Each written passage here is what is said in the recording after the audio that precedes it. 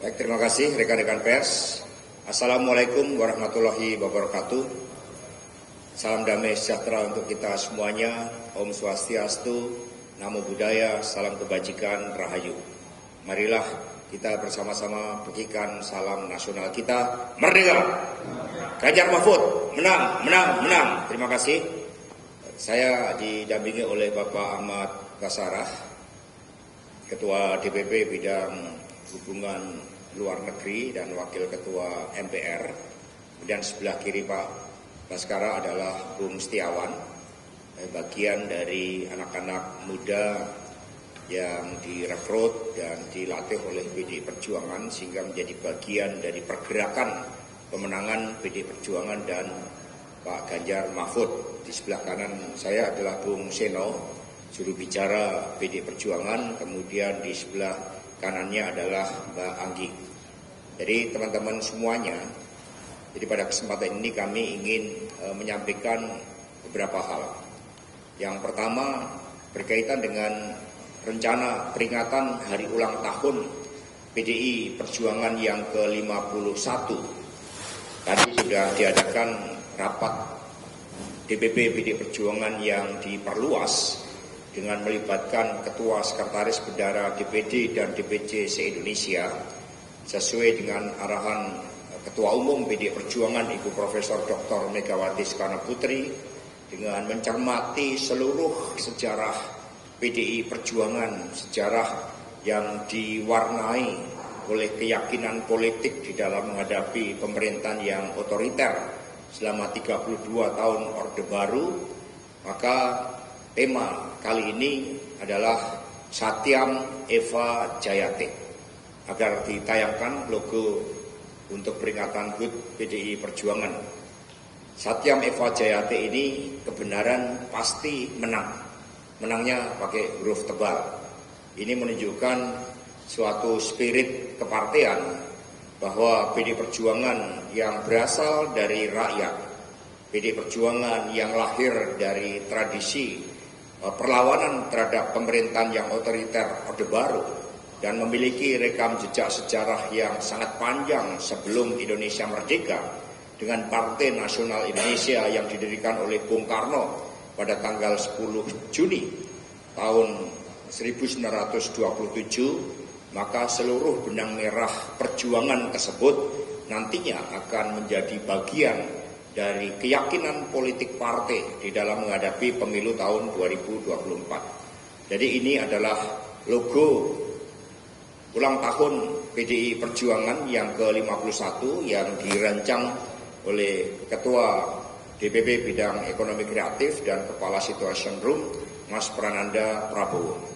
Jadi temanya Satyam Eva Jayate, kebenaran pasti menang. Sesuai dengan jati diri PDI Perjuangan yang berasal dari rakyat, maka kegiatan ulang tahun pada tanggal 10 Januari nanti akan diwarnai oleh gerakan turun ke bawah, sehingga peringatan ulang tahun PDI Perjuangan akan dilakukan di basis rakyat, dilakukan di tingkat RT dan RW di seluruh Indonesia, sehingga ulang tahun kali ini terasakan sebagai kesatu paduan antara PDI Perjuangan dengan rakyat tersebut. Peringatan hari ulang tahun PDI Perjuangan juga akan diwarnai dengan berbagai kegiatan seperti penghijauan yang merupakan tradisi kepartean partai. Selama ini setiap ulang tahun PDI Perjuangan dan ulang tahun Ibu Megawati Soekarno Putri, kami selalu mempersembahkan kegiatan merawat pertiwi. Merawat pertiwi dengan membersihkan sungai, dengan menanam pohon, merawat kehidupan, itu menunjukkan bagaimana nilai-nilai kemanusiaan dipraktekkan oleh PDI Perjuangan. Di dalam peringatan hari ulang tahun PDI Perjuangan, Badan Penanggulangan Bencana atau Baguna juga akan melakukan safari politik, dilengkapi dengan mobil dapur umum dan kemudian ambulans serta mobil pelayanan rakyat untuk bergotong royong membuka dapur umum, membantu rakyat secara langsung dan sekaligus membangun kesadaran bahwa nilai-nilai kerakyatan, kemanusiaan, dan kebangsaan itu merupakan watak dan jati diri dari PDI Perjuangan. Di luar itu kegiatan-kegiatan kebudayaan juga akan dilakukan dengan dimotori oleh Badan Kebudayaan Nasional di bawah pimpinan Bapak Aryo Bimo dan Bapak Rano Karno. Dan saat ini PDI Perjuangan telah meluncurkan mobil bioskop. Disitulah nanti gelora nasionalisme, gelora rasa cinta tanah air itu akan dilakukan dengan sebaik-baiknya. Peringatan Hari Ulang Tahun PDI Perjuangan kemudian akan dilaksanakan di banyak daerah, dan sebagaimana tradisi PDI Perjuangan, Hari Ulang Tahun PDI Perjuangan ini akan dibuka pada tanggal 10 Januari dan akan diakhiri pada tanggal 31 Mei 2024 yang kemudian dilanjutkan dengan bulan Bung Karno. Nah, karena itulah sejarah perjuangan partai yang menyatu dengan rakyat, partai yang biasa menghadapi ujian-ujian sejarah dengan ulang tahun yang ke-51 ini akan dibangun semangat untuk memenangkan pemilu tahun 2024, baik kemenangan PDI Perjuangan maupun kemenangan Pak Ganjar Pranowo dan Pak Mahfud MD. Demikian keterangan pers dari kami. Terima kasih. Jadi sekali lagi, warna kerakyatan untuk memperkuat akar rumput partai menyatu dengan rakyat akan menjadi ciri peringatan ulang tahun PDI Perjuangan yang ke-51. Mungkin ada pertanyaan, kami persilakan. Silakan Pak Markus diatur.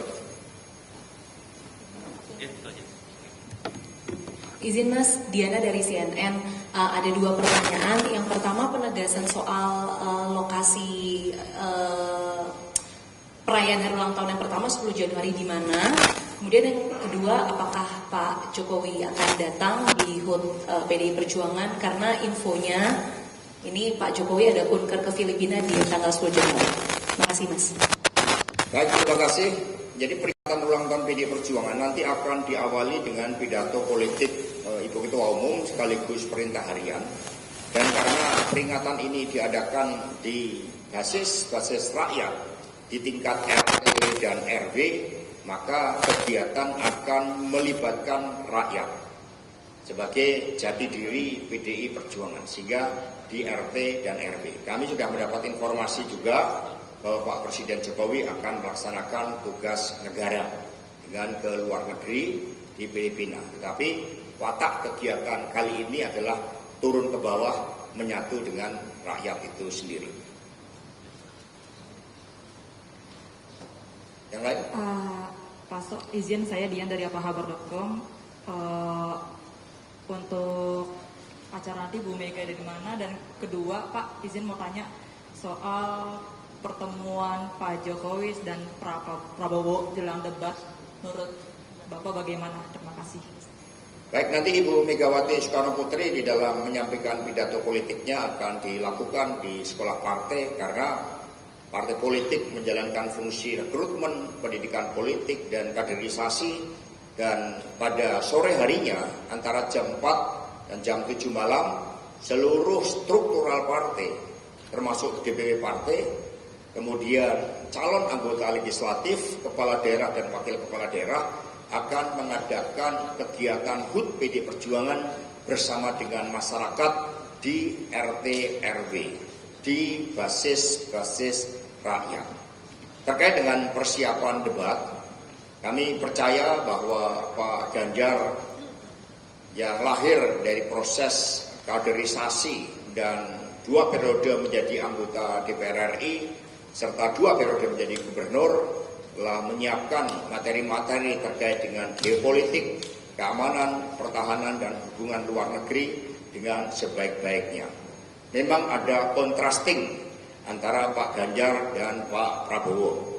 Misalnya di dalam pengadaan alutsista, Pak Ganjar Pranowo lebih mengedepankan kemampuan anak-anak bangsa untuk menguasai ilmu pengetahuan, riset dan inovasi, dan mengembangkan konsepsi pertahanan negara yang menjadikan rakyat sebagai kekuatan terpenting, sehingga industri pertahanan akan dibangun dengan memaksimumkan kemandirian dari seluruh kemampuan anak-anak bangsa khususnya anak-anak muda untuk menguasai teknologi masa depan yang berkaitan dengan pertahanan. Sementara Pak Prabowo di tengah persoalan kenaikan harga kebutuhan pokok lebih memilih untuk menambah pinjaman luar negeri sebesar 386 triliun rupiah untuk beli alutsista. Jadi kalau Pak Ganjar itu alutsista berdikari dari anak-anak bangsa, kalau Pak Prabowo membeli dengan utang luar negeri. Itu yang membedakan. Kalau Pak Ganjar akan mendorong karena rasa cintanya kepada prajurit-prajurit TNI agar dapat menggunakan alutsista yang mutakhir sebagaimana dilakukan pada masa Bung Karno dengan cara pandang geopolitik dengan melibatkan Indonesia di dalam berbagai persoalan-persoalan menjaga perdamaian dunia, Pak Prabowo dengan membeli alutsista bekas. Kemudian kalau Pak Ganjar Pranowo konsep pertahanan itu dalam cara pandang geopolitik dengan melihat aspek-aspek geografis, kalau Pak Prabowo lebih mementingkan kepada teman-temannya dengan membentuk teknologi militer Indonesia. Itu kontradiksi pokok.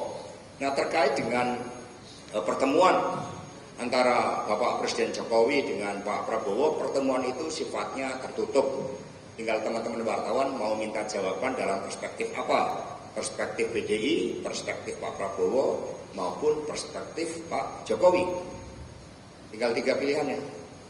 Ya, kalau perspektif PDI Perjuangan itu kan pertemuan tertutup, restorannya restoran mahal, bagus.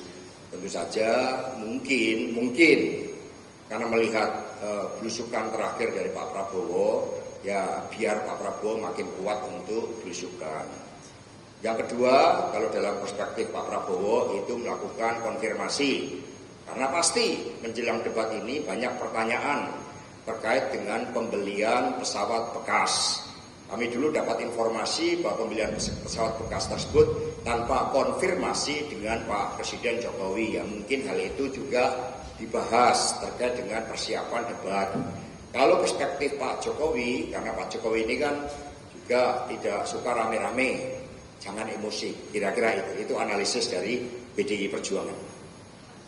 Pak Hasto, izin dari Kumparan, mau penegasan aja sih Pak, nanti tanggal 10 atau setelahnya itu ada acara puncak di venue mana gitu yang mengundang Capres-Cawapres Pak Ganjar dan Pak Mahfud, terus juga parpol pendukungnya apakah nanti ada, terus juga nanti Pak Jokowi apa datang, dan kalau nggak datang ini apakah menegaskan hubungan yang Pak Jokowi ini sudah ke paslon 2 termasuk karena ada pertemuan makan tersebut Pak. Terima kasih.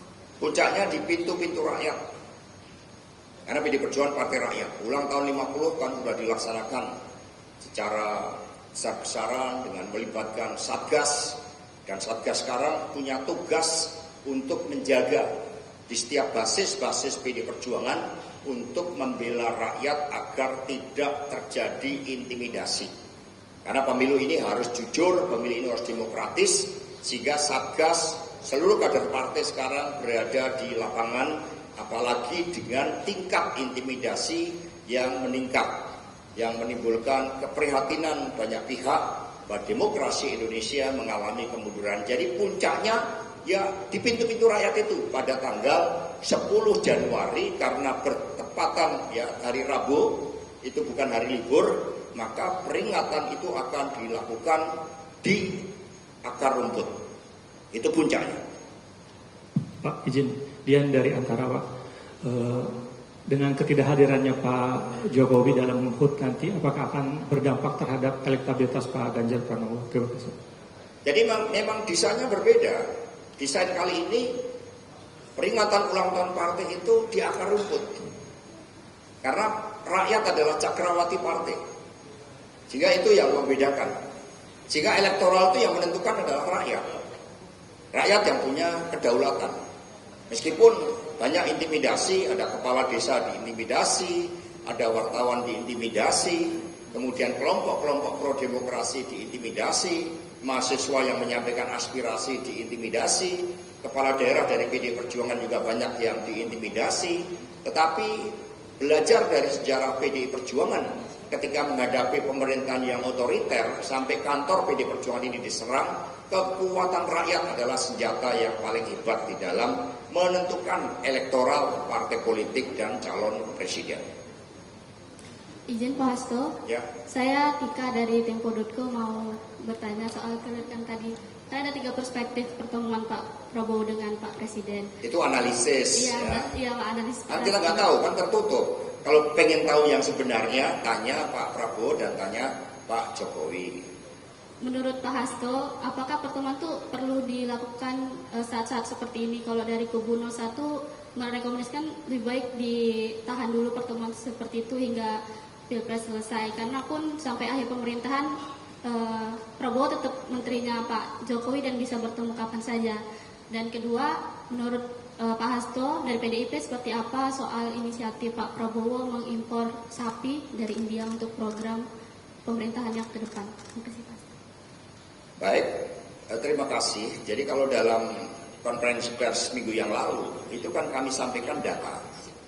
Data bahwa sentimen positif, kesukaan terhadap Capres dan Cawapres, silakan ditayangkan, itu paling tinggi adalah kepada pasangan Ganjar Mahfud. Dan itu kan cermin dari nilai-nilai moral kebaikan, track record dan agenda kerakyatan yang ditampilkan oleh Pak Ganjar dan Prof. Mahfud. Sehingga program-programnya pun, kalau Pak Ganjar Prof. Mahfud, 21 program kerakyatan ini kan sangat membumi. Berbeda dengan Pak Prabowo dan Mas Gibran yang mengadakan susu gratis yang mengandung banyak glukosa dan tidak sehat untuk anak-anak balita serta tidak menyelesaikan masalah stunting, itu berasal dari susu impor. Nah, bedanya di situ. Pak Ganjar Mahfud mendorong pemberdayaan UMKM dalam negeri, Pak Prabowo dan Pak Gibran lebih suka mendorong impor dan menaikkan pajak rakyat. Ini lihat, inilah yang mungkin juga menjadi motif pertemuan antara Pak Prabowo dan Pak Presiden. Tapi jangan lupa juga Pak Prabowo kan masih menterinya Pak Presiden Jokowi.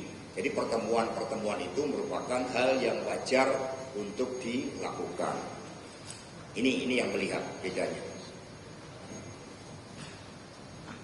Mas Hasto, izin Cindy dari Kompas TV. Kan kalau tadi malam Pak Presiden makan dengan Pak Prabowo, kan tadi pagi juga dengan Pak Erlangga. Kalau PDIP melihatnya itu seperti apa? Kemudian juga apakah PDIP masih meyakini netralitas Pak Jokowi yang waktu itu juga dijanjikan dengan bertemu dengan beberapa ketua umum partai politik, sama mungkin juga memastikan Pak Jokowi berarti sekarang di PDIP posisinya sebagai apa ya, Mas? Legasi seorang pemimpin termasuk presiden itu adalah di dalam tanggung jawab memastikan pemilu dapat berjalan secara demokratis, jujur, adil, dan mencegah suatu perlakuan yang tidak adil. Mencegah agar aparatur negara, TNI Polri itu bersifat netral.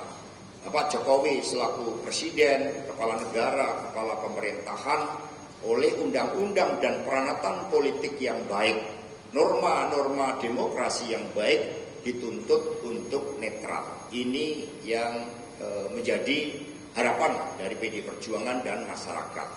Ketika ada pemimpin yang seharusnya netral tetapi tidak netral, maka rakyat yang semakin cerdas akan menyampaikan sikapnya. Kita lihat ada ketua RT di Jawa Tengah yang berani melakukan perlawanan. Ada Ibu Sinta di Untak yang berani membela kepentingan para mahasiswa. Jadi gerakan arus bawah ini justru akan semakin membesar ketika pihak-pihak yang seharusnya netral menjadi tidak netral. Ada lagi? Mas Gunting tadi yang soal ketemu Pak Erlangga sama Pak Jokowi di PDIP. Ya, Pak Erlangga kan juga sebagai menteri, koordinator perekonomian, itu pertemuan merupakan hal yang wajar. Yang penting PDI Perjuangan setiap ada pertemuan itu untuk kepentingan bangsa dan negara. Jangan untuk kepentingan partisan.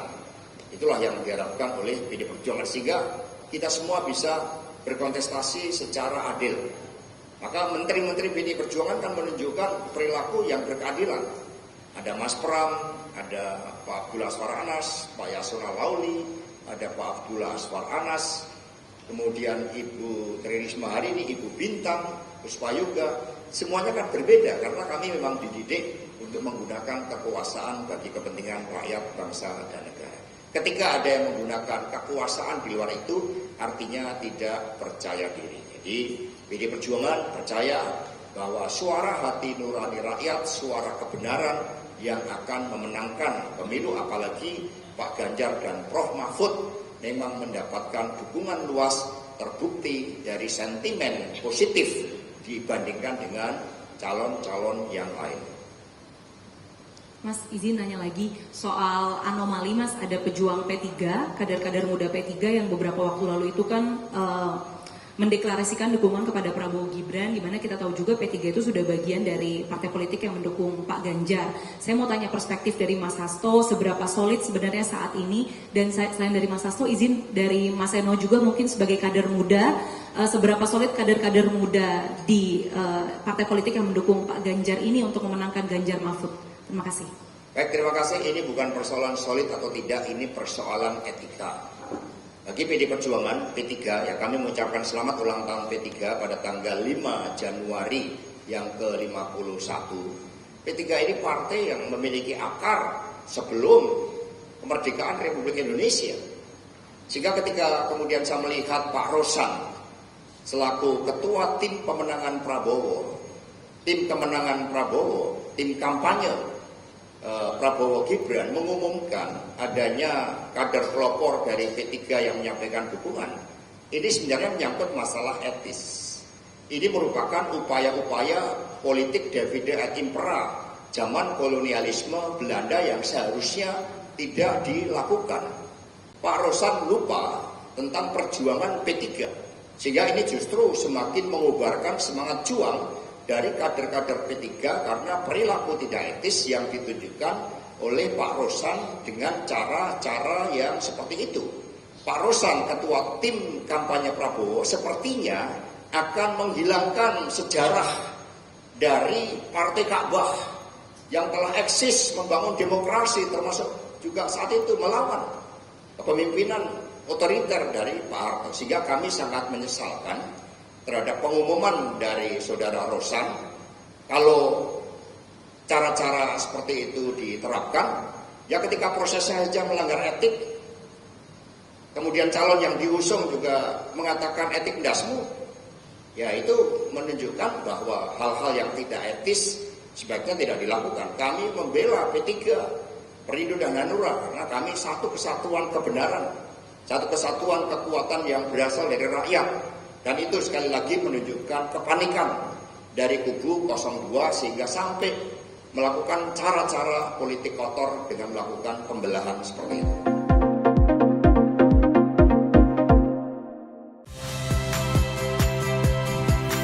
Saya Ihsan Sitorus. Saksikan program-program Kompas TV melalui siaran digital, pay TV dan media streaming lainnya. Kompas TV, independen, terpercaya.